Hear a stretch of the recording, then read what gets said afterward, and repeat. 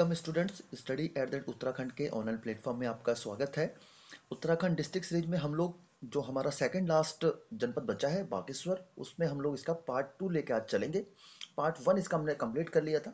Part 1 में हम लोगों ने इसके भौगोलिक स्थिति को समझा था, इसके इतिहास को समझा था और साथ ही साथ राष्ट्रीय राजमार्ग, प्रमुख मंदिर, इन सभी को हमने अच्छे से और डिटेल में स्टडी करके कवर किया था। ठीक है, प्रमुख मंदिर हो चाहे प्रमुख स्थल हो, ठीक है। और इसको हम पढ़ते हुए आगे बढ़ गए थे। बागनाथ मंदिर, बैजनाथ मंदिर, छोटी छोटी चीज़ों को हमने समझा था। ठीक है, तो आज जो स्टार्ट करने जा रहे हैं ये रहेगा उस यहाँ के प्रमुख मेले। कल जहाँ पे हमने ड्रॉप किया था, यहाँ पे हमने ड्रॉप किया था कल लास्ट, जो हमारा हरिनगर चाय फैक्ट्री जिसके बारे में डिस्कशन चल रहा था। और उसके बाद मैंने बताया था कि कल से हम इसको मेले पढ़ेंगे और साथ ही साथ इसका नदी तंत्र। ठीक है, तो ठीक है, स्टार्ट करते हैं। और प्रमुख मेलों की अगर बात करें तो उत्तरायणी मेला, उत्तरायणी मेला ना सिर्फ बागेश्वर से संबंधित प्रमुख मेला है, जबकि पूरे उत्तराखंड में ये बहुत ही बड़ा एक त्यौहार मनाया जाता है, जिसे उत्तराखंड में घुघतिया त्यौहार भी कहा जाता है। ठीक है, और यह मेला बेसिकली सरयू व गोमती नदी के संगम पर हर साल मकर संक्रांति के दिन लगता है। ठीक है, बागेश्वर में बहुत फेमस मंदिर है, मेला है। ठीक है, और वर्ष 1921 में, ये डेट याद रखिएगा, वर्ष 1921 में बद्रीदत्त पांडे जी के नेतृत्व में कुली, ये बाजार हो गया गलती से, कुली बेगार प्रथा, ठीक है, कुली बेगार प्रथा को समाप्त करने के लिए संकल्प लिया गया। ठीक है, और ये यहाँ पे इसके बाद ये प्रथा समाप्त हो गई थी। ठीक है, वर्ष 1929 में गांधी जी ने यहाँ पर स्वराज भवन का भी शिलान्यास किया था, याद रखिएगा। इसी स्थान पर स्वराज भवन का शिलान्यास भी गांधी जी के द्वारा किया गया था। तो उत्तरायणी मेला अगर प्रमुखता से देखा जाए तो बागेश्वर जिला हो जाता है, परंतु पूरे उत्तराखंड में इसे घुघतिया त्योहार के नाम से ही मनाया जाता है। ठीक है, तो ये थी उत्तरायणी मेले के बारे में बात। फिर एक और मेला है कोट की माई मेला। ठीक है, यहाँ जो मेला है ना, ये हमने कोट भ्रामरी मंदिर पढ़ा था। ठीक है, कोट भ्रामरी मंदिर पढ़ा था और उसी मेले में ये लगता है। ठीक है, प्रतिवर्ष इसको आयोजन किया जाता है और जो जन मानस है इसमें बढ़ चढ़कर भाग लेते हैं। ठीक है, तो ये इसका चित्र हो गया कोट की, कुछ को कोट की माई का मेला भी कहते हैं और कोट भ्रामरी मेला। एग्जाम में दोनों प्रकार से बन सकता है। ठीक है, एग्जाम के पॉइंट ऑफ व्यू से सिंपल पूछा जाएगा कोट की माई मेला या कोट भ्रामरी मेला का आयोजन कौन से डिस्ट्रिक्ट में किया जाता है। ठीक है, उसी प्रकार हमने पिनाकेश्वर महादेव मंदिर पढ़ा था। ये मंदिर है, जब मैं पिनाकेश्वर मंदिर पढ़ा रहा था तो आपको बताया था कि ये बाद में इसको चित्र के माध्यम से समझेंगे। ठीक है, और यहीं पर पिनाथ मेला लगता है। ठीक है, ये तीसरा मेला आप नोट करेंगे। ठीक है, उम्मीद करता हूँ आप साथ में नोट करते हुए जाएंगे। पीडीएफ तो आपको मिल जाती है, परंतु अपने नोट्स को आप अच्छे से स्टडी करिए। जो काम की बातें उनको नोट करिए, जो आप जानते हैं उनको बार बार नोट करने की आवश्यकता नहीं होती है। ठीक है, तो पिनाथ मेला नोट करिएगा 1 लाइन फॉर्मेट में। ये बागेश्वर के कौसानी में पिनाकेश्वर महादेव मंदिर में लगता है और ये पिनाकेश्वर मंदिर का चित्र मेरे को मिला था, तो ये हमने ऐड कर दिया। ठीक है, तो ये 3 प्रमुख मेले आप प्रमुखता से देखेंगे जो बागेश्वर में प्रमुखता से लगते हैं: उत्तरायणी मेला, कोट की माई का मेला और पिनाथ मेला। ठीक है, अब देखते हैं बागेश्वर जनपद की प्रमुख नदियां। ठीक है, प्रमुख नदियां या नदी तंत्र पढ़ने से पहले एक छोटा सा मानचित्र जो हमारे द्वारा बनाया गया है इस पर नजर डाल लेते हैं। बेसिक बेसिक चीजें इसको समझने का प्रयास करते हैं। ठीक है, तो सबसे पहले आप देखेंगे, मैं यहाँ पे मार्क कर रहा हूँ आपको। ठीक है, जहाँ से देखेंगे जो अल्मोड़ा, ठीक है, आपके दक्षिण में अल्मोड़ा था, चमोली इधर हो गया। ठीक है, आपके किस साइड में हो जाता है, उत्तर, और लगभग लगभग पश्चिम का भी क्षेत्र आपका चमोली से घिरा हुआ है। और ये जो क्षेत्र हो जाता है ये पिथौरागढ़ का। तो ये तो इसकी स्थिति हो गई जो हमने पहले भी पढ़ा था।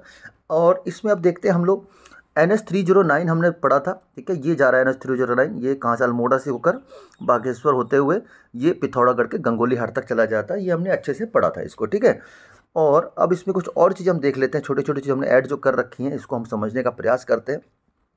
सबसे टॉप में अगर आप देखेंगे, टॉप में आपको नज़र आ रहा होगा पिंडारी ग्लेशियर। ठीक है, इसको भी हम पढ़ेंगे। ये उत्तराखंड का दूसरा सबसे बड़ा ग्लेशियर है गंगोत्री के बाद। ठीक है, इसी के साथ अन्य बहुत सारे ग्लेशियर हैं यहाँ पर, जैसे सुखराम ग्लेशियर, मैकातोली ग्लेशियर। ठीक है, ये आपके यहाँ पर बागेश्वर जनपद से संबंधित हो जाते हैं। ठीक है, ठीक है, और एक आपको यहाँ पर ट्रेल पास दर्रा दिख रहा होगा। एक ट्रेल पास दर्रा इधर है, मैं दोनों को मार्क कर देता हूँ फिर से एक बार। ये एक दर्रा ये हो गया और एक दर्रा मैं इधर मार्क कर रहा हूँ। ठीक है, तो ये है ट्रेल पास दर्रा और किसको जोड़ रहा है ये आप अच्छे से देख सकते हैं। इस इधर कौन है, पिथौरागढ़ है। ठीक, तो ये ट्रेल पास दर्रा किसको जोड़ रहा है, बागेश्वर और पिथौरागढ़ को जोड़ रहा है।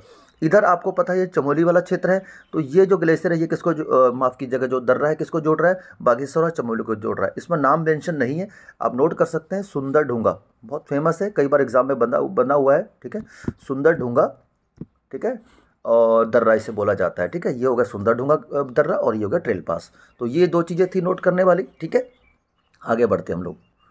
अब जहाँ पर आपको पिंडारी ग्लेशियर देखा है, ठीक है, पिंडारी ग्लेशियर से ही एक आपको ये डॉट डॉट करके दिख रहा होगा, ये नदी है पिंडर नदी, ठीक है, ये पिंडारी ग्लेशियर से निकलती है, ठीक है, और साथ ही साथ ये चमोली में जाकर कर्णप्रयाग में जाकर अलकनंदा से संगम करती है, ठीक है। इसी प्रकार यहाँ पे आपको डेबरा श्रेणी दिख रही होगी, ठीक है।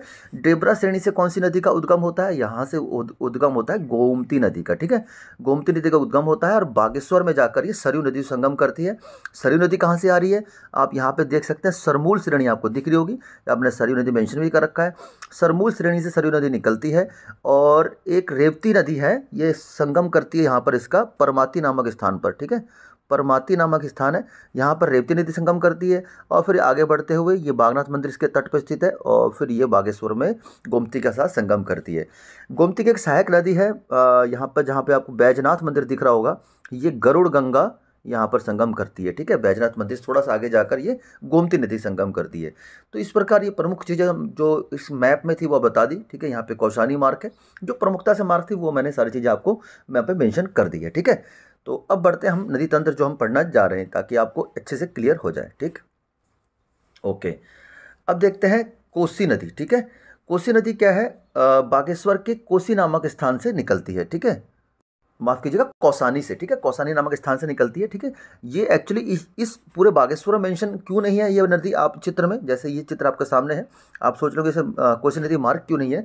बेसिकली ये कौसानी यहाँ पर बॉर्डर पे आ जाता है, ठीक है, अल्मोड़ा और इसके लगभग लगभग बॉर्डर पर है, जिससे यहाँ पर नदी बस कौसानी से निकल कर ये जिले से बाहर हो जाती है, ठीक है। इसलिए यहाँ पर मेंशन करना बहुत ज़्यादा आवश्यक नहीं था, सिंपल बात है, ये कौसानी से निकलती है, ठीक है, और फिर उसके बाद बागेश्वर, अल्मोड़ा, नैनीताल, उधम सिंह होते हुए सुल्तानपुर पट्टी जो कहाँ पर है, उत्तर प्रदेश में है, वो राज्य से बाहर हो जाती है और उत्तर प्रदेश में पश्चिमी रामगंगा से मिल जाती है, जो हम लोग जब पौड़ी पढ़ रहे थे तब हमने इसके बारे में आपको बताया था, ठीक है। तो कौसानी से निकल जाती है और राज्य से फिर बाहर होती है सुल्तानपुर पट्टी में, ठीक। पुराणों में इस नदी को कोसिला या कौशिकी कहा गया है, याद रखिएगा, ये कोसी नदी को ही कहा गया है। कोसी नदी बहुत ही इंपॉर्टेंट नदी है कुमाऊं के दृष्टि से, क्योंकि इस नदी की घाटी को कुमाऊं का धान का कटोरा भी कहा जाता है। जो तराई क्षेत्र आ जाता है, जैसे हमारा काशीपुर वाला क्षेत्र हो गया या उधम सिंह नगर का जो बाकी क्षेत्र है, इसमें बहुत ज़्यादा इस नदी के तट पर धान की खेती भी होती है और साथ ही साथ यहाँ पर इस नदी से खनन भी बहुत ज़्यादा होता है, कोसी नदी से, ठीक है। तो ये थी इसके बारे में जानकारी। अगली नदी हम देखते हैं पिंडर नदी।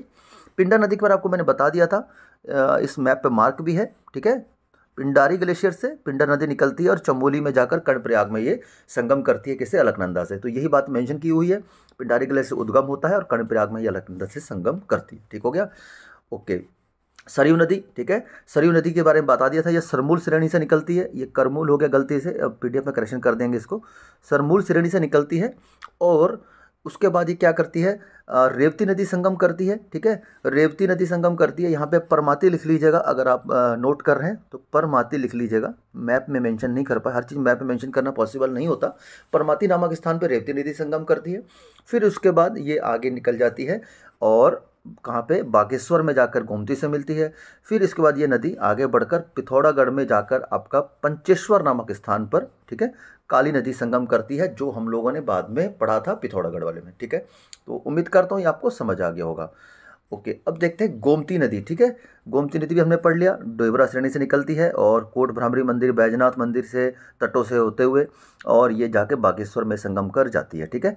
फिर इसके बाद ये सरयू नदी के नाम से जानी जाती है, याद रखिएगा। यही बातें यहाँ पर मेंशन की हुई है, जो हमने चित्र के माध्यम से हमने समझा था, ठीक है।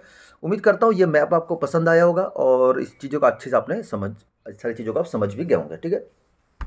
अब समझते हैं बागेश्वर जनपद के प्रमुख ग्लेशियर, जिनके बारे में हमने थोड़ा सा पढ़ा भी था। ये 5 बहुत ही प्रमुख ग्लेशियर है। पिंडारी, जो राज्य का सबसे दूसरा बड़ा ग्लेशियर है, Maiktoli glacier, Sunderdhunga glacier, Sukhram glacier, Kafni. इसकी आप शॉर्ट ट्रिक बना सकते हैं, ठीक है, जैसा भी आपको उचित लगे उसी प्रकार से इसको याद करना आवश्यक है। ये सारे के सारे जो है अच्छे मतलब एग्जाम की दृष्टि से इम्पॉर्टेंट हैं, ठीक है।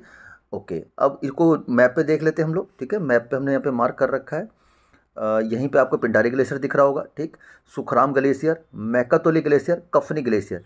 यहीं पर जहाँ पे मैंने आपको सुंदर ढूंगा दर्रा बताया था, इसी पे, हाँ यहीं पे इसी जगह पे आपका सुंदर ढूंगा ग्लेशियर भी स्थित हो जाएगा, ठीक है। आपको ये चीज़ समझ आ जानी चाहिए। और अब आगे बढ़ते हम लोग। प्रमुख कुंड या प्रमुख बुग्याल की अगर बात करें हम लोग, तो सबसे प्रमुख देवी कुंड यहाँ पे मेंशन है, जिसे नाग कुंड भी कहा जाता है, ठीक है। नाग कुंड भी इसे कहा जाता है। तो देवी कुंड ये हो गया प्रमुख एक कुंड हो गया, और दूसरा कुंड है सुकुंड, ठीक है।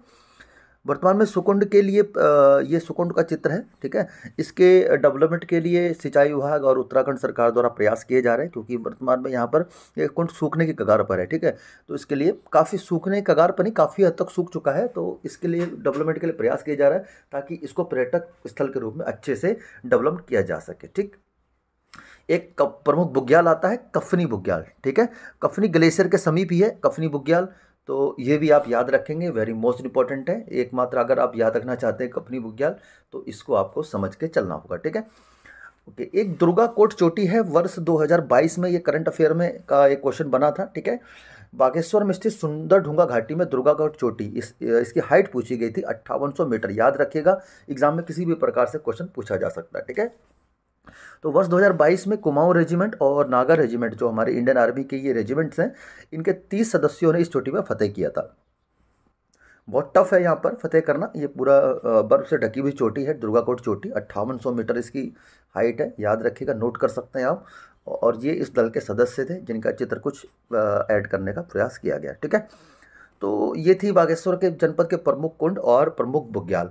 और अंत में हम लोग जैसे हर बार प्रशासनिक ढांचा देखते हैं, तो देखते हैं सबसे पहले प्रशासनिक ढांचा। विधानसभा क्षेत्रों की बात करें तो मात्र 2 ही विधानसभा क्षेत्र है यहाँ पर, और इम्पोर्टेंट हो जाता है 13 एससी सीटों में बागेश्वर की सीट एससी सीट है। विकास खंडों की बात करें, कपकोट, बागेश्वर, गरुड़ 3 विकास खंड है, इनमें एग्जाम की दृष्टि से कोई इंपॉर्टेंट नहीं है। और तहसील की बात करें, 6 तहसील है, इनमें एग्जाम की दृष्टि से अगर देखूं तो 3 तहसीलें बहुत इंपॉर्टेंट है, कांडा, दुगनाकुरी और काफली गैर, ठीक है। ये क्यों इंपॉर्टेंट है? क्योंकि नाम डिफरेंट है, इसलिए तहसीलें पूछी जा सकती है, ठीक है।